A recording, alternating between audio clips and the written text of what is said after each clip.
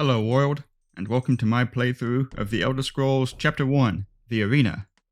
No time to waste as we head right into the intro. The best techniques are passed on by the survivors. Gaiden Shinji, Blademaster, First Era 947.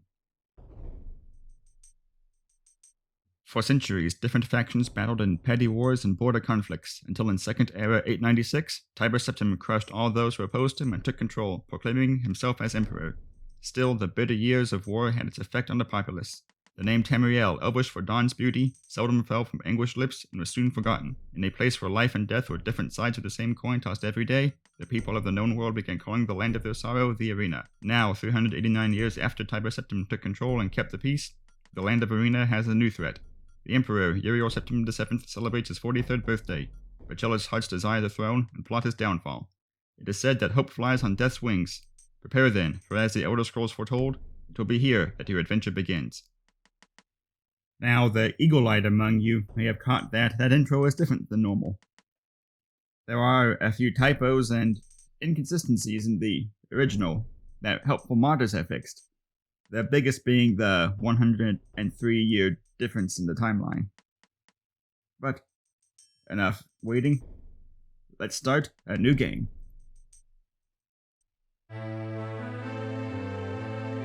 Uriel Septim VII, Emperor of Tamriel, stands as Talon, leader of the Imperial Guards. They have been summoned by Jagar Tharn, Imperial Battle Mage of the Empire, on rumors of treachery. The Emperor is betrayed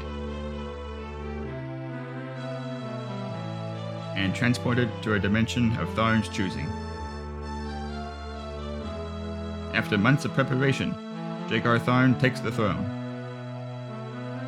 Rhea Stillmane, once Tharn's apprentice, is captured before she can warn the Elder Council of the Imperial Battle Mage's treachery. Manipulating the essence of magic, Tharn prepares to take the true Emperor's place as ruler of the known land. The Imperial Wizard wastes no time in gathering his servants and turning them into twisted counterparts of the Imperial Guard.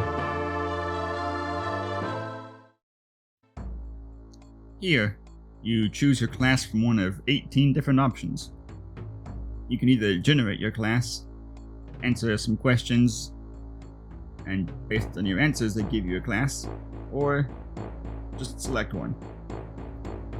Each class has its own strengths and weaknesses, which I'll go over now, so you can make an informed decision. Acrobats have increased jump distance and movement speed. They also have an increased chance to dodge enemy attacks, pick locks, and get a critical strike. They can use shorter weapons, can only use leather armor, and cannot use a shield. Archers, while they can use any weapon, have a high chance of getting a critical strike with a ranged weapon. They can equip up to chain armor, and cannot use a shield.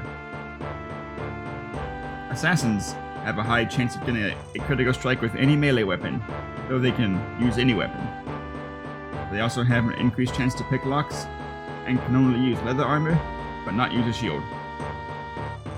Barbarians have the highest hit points of any class, and heal faster than other classes. They are also immune to poison, and can use any weapon and shield. They can wear up to chain armor. Bards can use most one-handed weapons, all but tower shields, and can wear chain armor.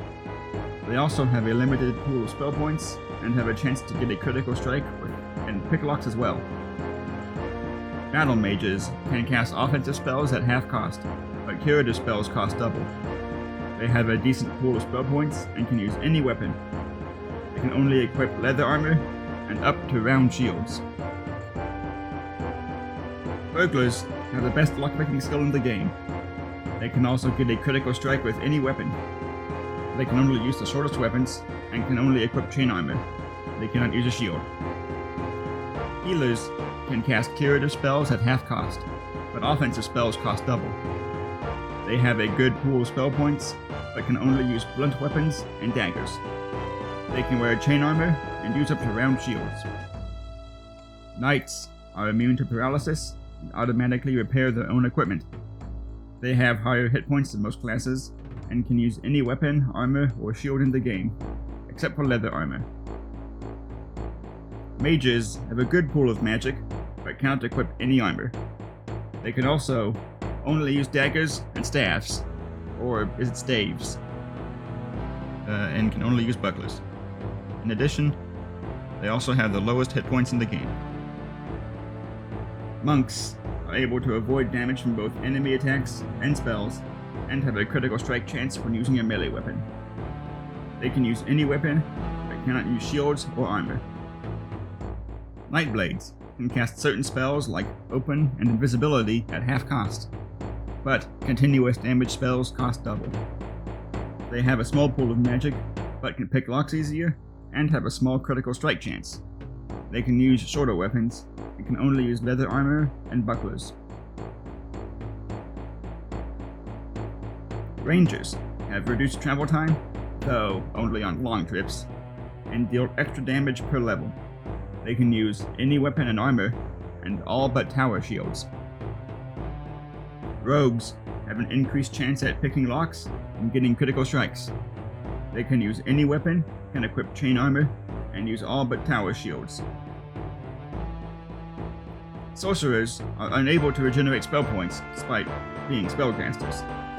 However, they can absorb and nullify spells directed at them, and have the highest magic pool in the game. They can use any weapon, and up to chain armor, but cannot use a shield. They have the lowest hit points of any class, tied with mages.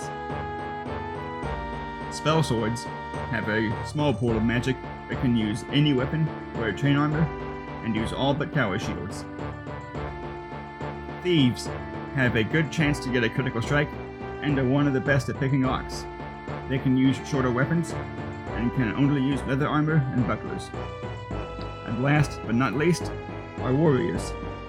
Warriors have high hit points, second only to barbarians, and can use any weapon, armor, or shield. But I'm just going to generate my class. As I said, into 10 questions, A, B, or C. There you go. First question. Your mother asks you to help fix the stove. While you are working, a very hot pipe slips its moorings and falls toward her. Do you push her out of the way? Grab the hot pipe and push it out of the way? Or position yourself between the pipe and your mother? Alright, what would my instinct be?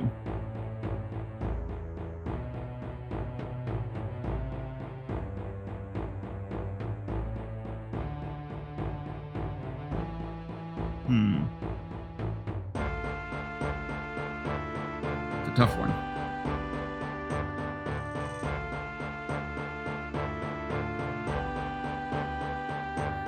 I'd probably instinctually go for the pipe, so just answer B. One summer afternoon, your father Talon gives you a choice of chores. Would you rather work in the forge with him, casting iron for a new plow, gather herbs for your mother who is preparing dinner, or go catch fish at the stream using a net and line? I would pick A. These are short and simple questions. Well, maybe not simple, but short. This one is a bit longer though. While throwing a ball to your friend, while throwing a ball to you, your friend breaks a window on his house. His father rushes out and demands to know who broke the window. You know that your friend's father is a strict disciplinarian and will punish your friend severely if he takes the blame. You, on the other hand, not being a son, could get away virtually unscathed. Do you raise your hand and take the blame before your friend can answer? Remain silent and not get involved? Or point at your friend, knowing that anything else would probably delay the inevitable and make things just that much worse for him? Honestly, I'd probably just say nothing. I don't like confrontation. Alright, this is the fourth question. Fourth question. It is a particularly grueling class with Armsmaster Festal. He has been unreasonably demanding on everyone, including you. This criticism seemed to border on abuse, and it seems he has no positive comments to make. He turns to berate you at the end of class, and over his shoulder, you see some classmates put an aggressive but non-poisonous snake in Festal's hand sack. You would do nothing. The great Armsmaster needs a dose of humility, and this might be a good way of paying him back for all the misery he has put you through today. Tell Festal you saw a snake creep into his handsack, but do not tell him what your classmates did. No reason to get anyone in further trouble. Or immediately tell Festal what the classmates did. There is no excuse for treating a seasoned fighter like him with disrespect, regardless of his treatment to you that particular day.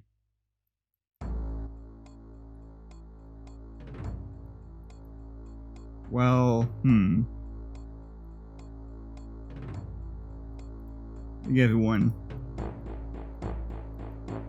I don't know about everyone, but I'd probably go with A. Good prank now and again. Never hurts. Your parents are having a party for several relatives. While helping around the house, you see your cousin slip into a darkened room. Curious, you follow and discover him slipping a silver candlestick into his jacket. He is an honorable boy, but you know his family has suffered some recent financial hardship. He has not seen you yet. Do you clear your throat and tell him to put the candlestick back, reassuring him that your parents can help him if his family is in trouble, but he should not resort to stealing? Close the door behind you and say nothing. Your family can live without the candlestick, but your cousin's family obviously cannot. Or treat him like any other burglar, lock him in the room, and call for your father. If he chooses to be merciful, because of your cousin's poverty, that is his decision. It is your father's candlestick, after all. I'm gonna go with A. Talk to him first before we bring anyone else into this. You have a great aunt and a great uncle living in 2 different nearby villages, both of whom asked your father to allow you to live with them for a few weeks. Your father knows where he plans to send you, but he is curious about your opinion. Given a choice, would you rather live with your great aunt, a wise old woman of considerable wealth? Living in luxury for a few weeks could not only be enlightening, it could also be very interesting. Live with your great uncle, a sick old man who has always been something of a stranger to you. A few weeks with him may be arduous, but he is in more need of your help than your great aunt. Or think of a way to divide your time between your great aunt and great uncle. Perhaps you will not be able to spend as much time with either as much as you like, but neither would be left out.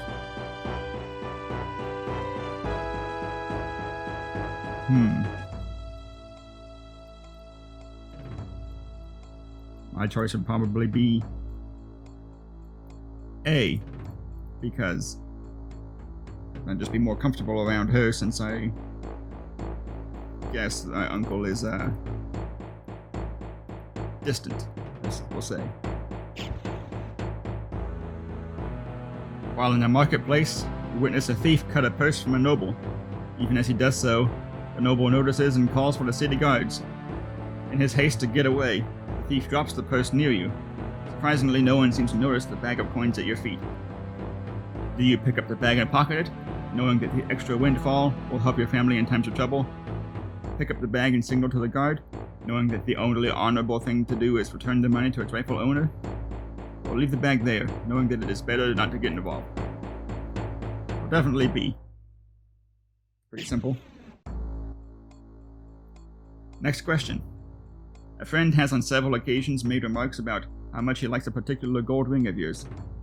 One day, you discover that this ring is missing, and after making a thorough search, find it in a coat your friend had left in your pantry. Are you most inclined to ask your friend how he came about the ring, reasoning that it is highly probable that he found it and meant to return it to you? Confront him with his theft. You know that there is no way the ring just fell into his pocket by accident, and therefore he is nothing but a common thief who would betray you for material gain? Or say nothing, deciding instead to wait and see what your friend does. If he is innocent or guilty, you will know by whatever actions he takes. At that time, you can confront him with the truth. I think I'm gonna go with A. Just asking him what he's doing with the ring. Maybe not for the same reason, but we're just asking. Your father sends you on a task which you loathe, cleaning the stables. On the way there, pitchfork in hand, you run into your friend from the homestead near your own. He offers to do it for you, in return for a future favor of his choosing. Do you decline his offer, knowing that your father expects you to do the work, and it is better not to be in debt? Accept his offer, reasoning that as long as the stables are cleaned, it matters not who does the cleaning. Or ask him to help you, knowing that two people can do the job faster than one, and agree to help him with one task of his choosing in the future. I couldn't read that properly. But I'm just gonna go with A. Since my father expects me to do the work. I've lost count of how many questions we're on, but next question. 1 month after Tails and Talos, you look at the hoard of treats you have collected and find lots of brandied plums, a treat you particularly dislike. You know your younger sister likes them. Do you give her all your brandied plums? Trade the brandied plums for something she does not really like, but you do? Or pretend that they are excellent brandied plums and see if she'll give up something really good in exchange? I mean, B. Let's do that. Thou wouldst survive longest as an archer. As a archer. Or if thou accept this as thy destiny. Sure, I've never been an archer before. Let's see how this goes. What will be thy name, archer? What will be thy name? I guess it depends on which gender I choose. I'll just flip a coin and see what happens. Heads for male, tails for female. Here we go. Alright. Heads. So, I guess I'll just name myself Jebediah. Simple. Alright, choose a gender, male. I already did. Next, picking a race. From where dost thou hail? Jebediah the archer. Each race and gender, actually, has its own stat bonuses and penalties, as well as a special ability. The Bretons of High Rock take half damage from magic, and occasionally no damage. They get a 10-point boost to intelligence and willpower, but a 10-point penalty in strength and endurance. The Red Guards of Hammerfell receive bonuses to hit and damage with bows and daggers. The men get a boost to speed and endurance, but a penalty to intelligence and willpower. The women get an additional boost to agility, and an additional penalty to strength. The Nords of Skyrim take half damage from frost magic, and occasionally no damage. The men get a boost to strength and endurance, but a penalty to intelligence, willpower, and agility. The women get a boost only to luck, of all things, but a penalty in only intelligence. The Dark Elves of Morrowind receive a lesser bonus to hit and damage than the Red Guards do, but it applies to all weapons. The men have bonuses in strength, intelligence, agility, and speed, while only a penalty in willpower. The women have only a bonus in intelligence and a penalty in willpower. The Argonians of Blackmarsh don't tire as easily while swimming and can swim faster. The men have a bonus to agility and speed, and a penalty to endurance and luck. The women have no bonuses or penalties at all. The Khajiit of Elsewhere can scale chasms quicker than the other races. The men have bonuses in agility and luck, and penalties in willpower and endurance. Women have bonuses in speed and luck, but the same penalties. The Wood Elves of Valenwood, who have a bonus to hit and damage with all melee weapons, unlike what the manual says. The men have bonuses in agility and speed, and penalties in endurance and luck. The women, like the Argonians, have no bonuses or penalties. And finally, the High Elves of Somerset Isle. They are immune to paralysis. The men gain bonuses to intelligence and willpower, and penalties to strength and endurance. The women have bonuses to intelligence and personality, and the same penalties. Sorry, Orc and Imperial fans, they aren't playable in this game. Side note, what's up with the Dark Elves? Usually the pros and cons balance out, unless you're a Nord with a net of -10. But Dark Elf men have a net +30? Ridiculous. So I'll just add a bit of randomness to this choosing. I have a chance cube here, or also a chance octahedron. Anyway, I'll just roll this to see what I get. It's a 2, so I guess we'll just choose a Hammerfell. We'll choose a red guard from Hammerfell. Yep. I will choose this. I will accept this as my home. Then thou wilt be known as the archer Jebediah, who wouldst call Hammerfell, land of the Red Guards, his home. Know ye this also, thy race is a people without a past, for in the Tiber War thou wert stalwart guardians of Hammerfell. As time moved on, thy people held on to the ground for which they had shed tears of blood, and now the land, and the strength and endurance of rock itself, is thine own to command. Thy body and mind must be strong and agile if thou art to succeed as an archer. Sorry, as a archer. Go ye now in peace.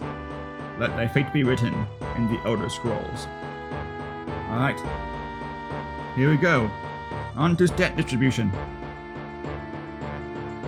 Here, you've got all these stats that you can put points into. Strength affects your melee damage and how much you can carry. It also affects your jump distance and your maximum fatigue. Your intelligence affects your maximum spell points, which as an archer don't really matter. But it does also affect your negotiating skills when buying or selling, and your chance of picking a lock. Willpower increases your resistance to spells, and also helps you get better prices. Agility affects your chance to hit enemies and to avoid hits from enemies. It also affects the ability to pick locks and steal items. Speed affects your movement speed, and also the speed at which you fire arrows, which will be very helpful as an archer. Endurance increases your health every time you level up, and the amount of health gained whenever you heal, or whenever you rest to heal. It also increases your maximum fatigue, and your poison and disease resistance. Personality only really affects your negotiating skills. And luck affects a few things, but not as much as the other stats. It affects your chance to hit or dodge, like agility, your negotiating and picking locks and pockets, like intelligence and agility, and also affects the amount of gold you find in dungeons. So for me, I think I'm going to put a few points into agility to get a +1 to its stats. Perhaps a few in strength to get a +1 damage. Then everything else will go into speed. That looks good. You can save your stats, keep going, or if you don't like them, randomize your stats again. I'm just going to go with this. Now, you choose your face. Just click your face. You got all kinds of options. I'm going to see which one I like the most. That's it. I think I'm going to go with this guy. He's got a great beard. And then, that's it.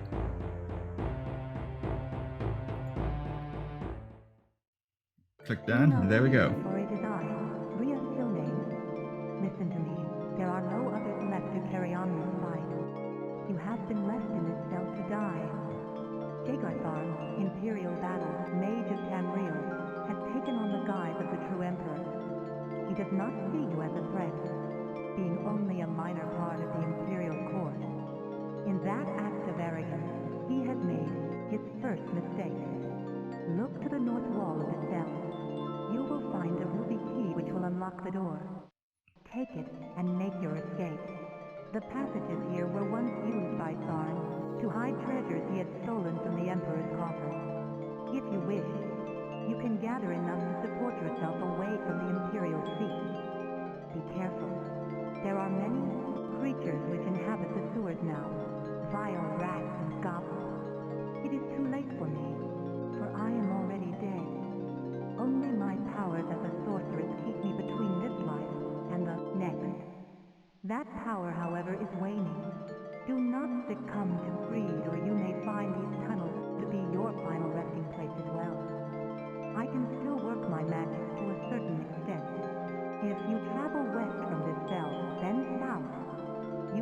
a shift gate.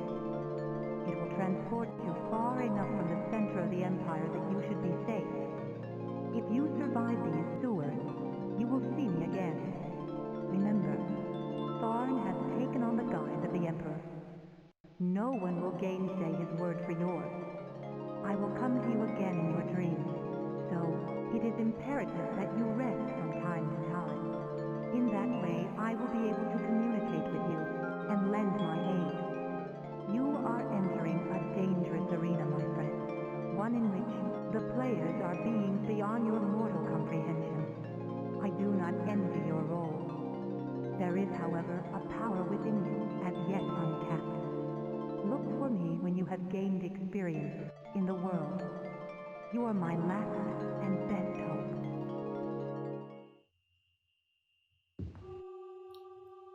Okay, there we go. We're the last and best hope for peace. Here we are in the sewers.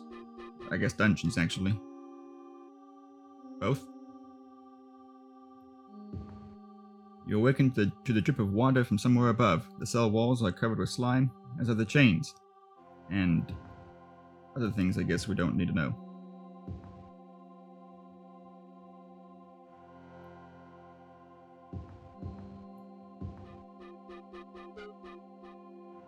Time to get used to the controls, I guess. You can use the arrow keys to move around. Left and right to turn. Forward and back to go. Forward and back. You can also click the edges of the screen. Be a bit more precise. And this is also the only way to actually strafe, by clicking in the corners. You can click on your face, or press F1 to bring up your character sheet. See all the stats we just went over, and all the equipment you have. You can right click it to inspect it, left click it to equip it. Why'd they let us keep our broadsword? Seems like a strange thing for a prisoner. Unless we hid that somewhere. I don't want to think about that. You can click these cross sword icon, or just press A. Now bring up your sword. And right click and swing it all around to swing. Press A to put it away, or click it again. This is your map, which you can bring up by pressing M. Not really much to see on this map. You can click this center of the compass to center back on yourself. Right clicking on it or pressing Shift M will bring up the travel map, but we're in jail. We're not allowed to travel. This penny pincher icon, or hit P, will select your target for pilfering, which basically means this is your lockpicking, thief skills. You can try to pick the lock, but it won't work. The lock has nothing to fear from us. You can also right click to cancel out of this and get back to regular mode. Click the snake staff or press S to see the status of your character. Tells us that it's 12:24 in the afternoon, 1st of Hearthfire, and we're healthy. That's good. This sunburst icon or pressing C would usually bring up your spells, but I don't know any spells, and I can't cast spells anyway, so this button's useless to me. Press L to bring up your logbook, but we got nothing in here. Present life's not very exciting, I guess. You can click this pole holding icon, or press U to use your magical items, but we don't have any. Our broadsword's not magical. And finally, press R or you click the campfire to rest for a while and heal yourself. And you can just right click out of this to not do anything. Before we do anything else, let's crank that detail up and save our game. Just save over this one.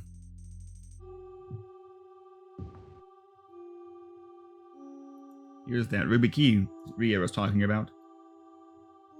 She either magicked it in here or got someone to put it in here. I guess.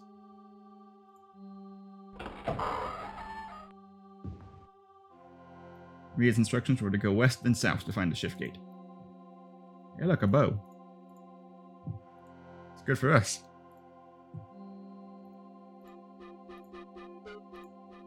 Can equip that. And just hold right click to shoot. And you can kind of aim it. So we could make a beeline for the shift gate, but look around first. Let's head north, I guess. Alright, that wasn't so bad. Goblin has nothing usable. Figures. Gotta be a bit careful though. Don't want to get jumped. Seems safe to rest in these niches. I think the rats and other creatures may not smell you with the draft that runs so close to the floor. Critical strike, yeah. Anything over here? Rats. Oh, that's not good. Can't hang around here too much. Oh, there were 2 rats. And the secret door.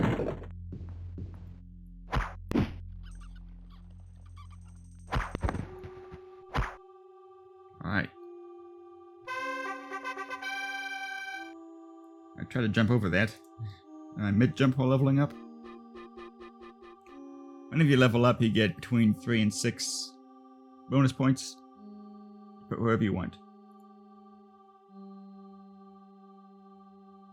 I think my agility's been lowered because of that disease. Put everything in speed, I suppose. Oh yeah, another thing you can do is hit J to jump, or Shift J to jump forward.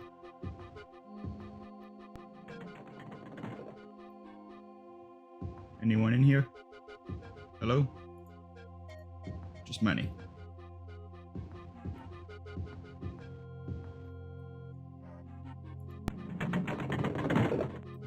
What do I have? I have consumption. That vent's already dead.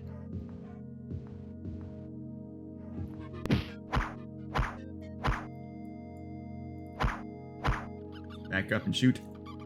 Seems like a pretty good strategy.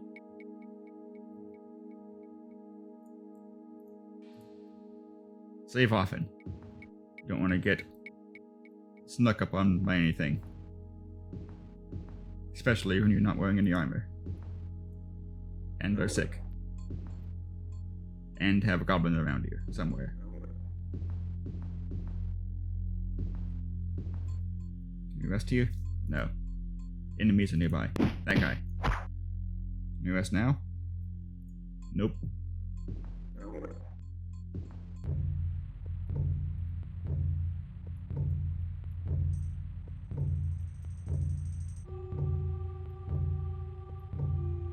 There's a pile of gold over there. And an amulet. Let's see what kind of amulet it is. It's a -3 to our armor rating. Lower numbers are better. So we put that on, and it's kind of like wearing armor. Good job. Good job, magical amulet.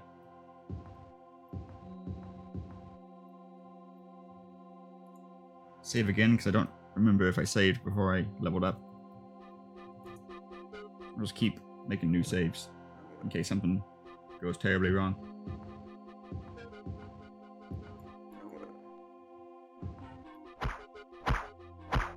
Alright, got that guy. Anyone over there? Can't see.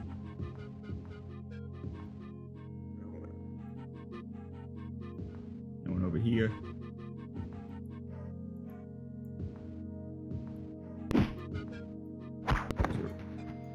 Rats back there. Let's just sleep 10 hours. I think the way diseases work is they slowly lower your stats. So, and if any of your stats reach 0, then you die. So I do want to probably kind of make my way. This is pretty good. Pretty good for someone who can actually wear plate armor. But the crystal might be useful. Don't know what it does. You can test it out on this guy. Success. Then do. You're shielded. Just arrow that guy, I guess. Get that guy before he gets me.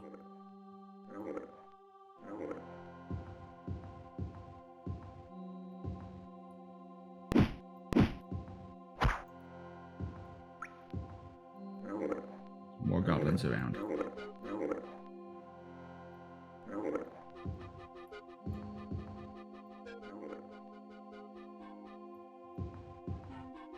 Ahead, you can see the shimmering field of the shift gate. It's 11:42 at night. No.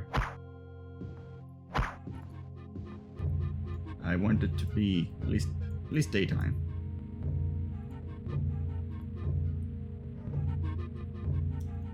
Save again. Regular dungeon, I guess is what we'll call it.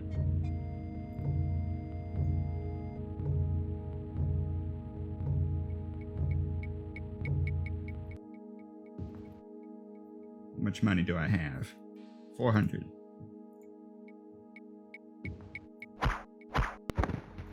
Get those rats.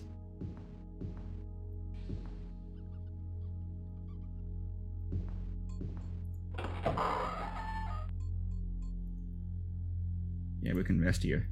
Let's get on top of one of these things. I'd be a bit safer. Or maybe not.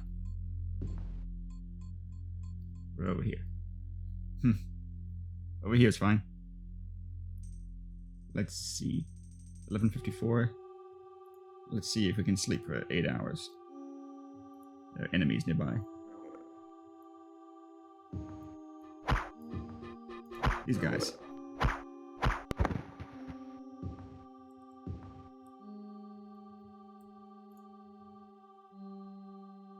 How about...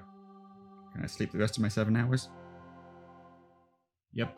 I see you have strengthened your arm and your mind. It is time we began this journey. This is the Staff of Chaos, the one item that can open the door between this world and the dimension to which the Emperor has been banished. Tharn used this item to destroy my corporeal form when I tried to warn the Council. He knew that the Staff of Chaos was nigh indestructible, having been made from the essence of the land itself.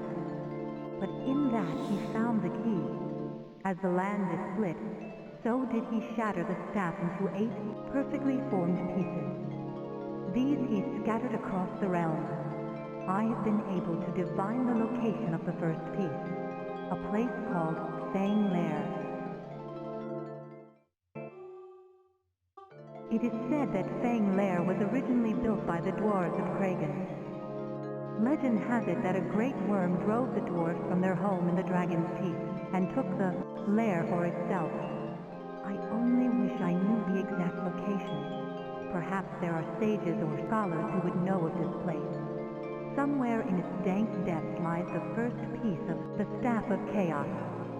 I wish you well.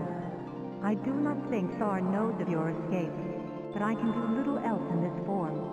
I have tried to obscure your identity with a spell, but I do not know how well it will hide you.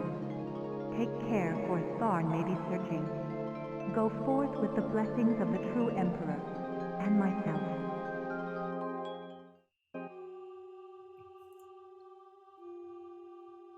Well, I guess we've got our objective.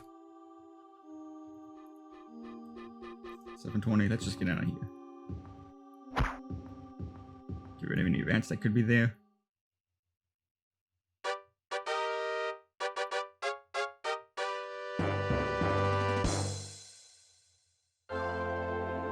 Here we are in our first city. And this is where we'll end things today. On the next episode of Arena, we'll find the location of Fang Lair and start looking for the Staff of Chaos. Stay tuned.